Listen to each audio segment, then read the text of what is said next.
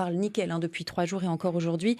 Parmi les axes d'une stratégie saine et compétitive annoncée par Bruno Le Maire, celui de l'exportation du minerai. Il en a parlé sur le plateau télé, sur l'interview de samedi soir. C'est un axe auquel Calédonie Ensemble avait eu l'occasion plusieurs fois de s'opposer, l'exportation du minerai brut.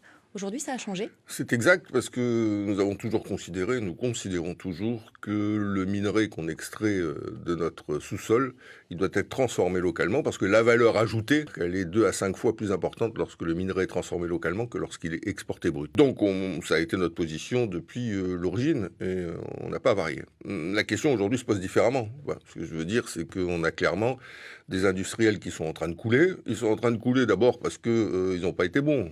Ce que je veux dire, c'est qu'à un moment, il faut mettre des mots sur les situations. La SLN aujourd'hui produit 39 000 tonnes alors qu'elle devrait en produire 55 000.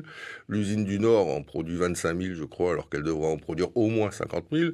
Quant à l'usine du Sud, elle fait 25 ou 26 000 tonnes au lieu d'en produire 45 000, qui était le nouvel objectif qui avait été fixé. Enfin, d'abord, si tu veux avoir des comptes équilibrés, il faut être capable de produire ce qui était prévu que tu produises. En l'espèce, c'est pas le cas. Donc c'est des problèmes pour l'essentiel techniques qui se posent, des problèmes de sous-investissement, ce qui concerne la SLN, et des problèmes techniques pour le Sud. Donc ça, c'est le Sud et le Nord. Donc ça, c'est le premier problème, quand même. C'est le problème fondamental, c'est le problème structurel.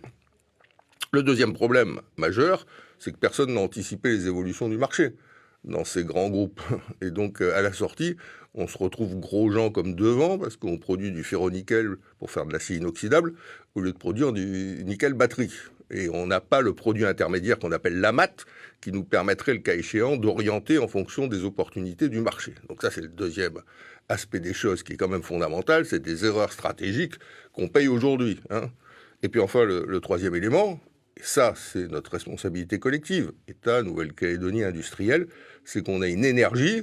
L'énergie dans la fabrication du nickel, c'est extrêmement important. Ça représente 30 à 50% du prix de revient du nickel. Donc c'est vraiment substantiel, et on a une énergie qui est 2 à 5 fois supérieure en termes de coûts. Que l'État est prêt à subventionner, a-t-il dit, pendant 5 à Alors, 10 ans. c'est exact. C'est ce qu'a proposé l'État. Donc les deux propositions dont vous faites état, c'est-à-dire celle d'ouvrir les exportations d'une part et de subventionner l'énergie d'autre part, ce sont de bonnes initiatives, parce que ça va nous permettre de passer un cap, mais ce ne sont pas les réponses structurelles aux problèmes structurels que rencontre la filière métallurgique en Nouvelle-Calédonie. Ce sont des réponses ponctuelles qui vont permettre peut-être, en tout cas on l'espère, de passer un cap, parce qu'elles vont aider financièrement les usines à équilibrer leurs comptes. Bruno Le Maire l'a dit, c'est sur l'assise de projets rentables et sains.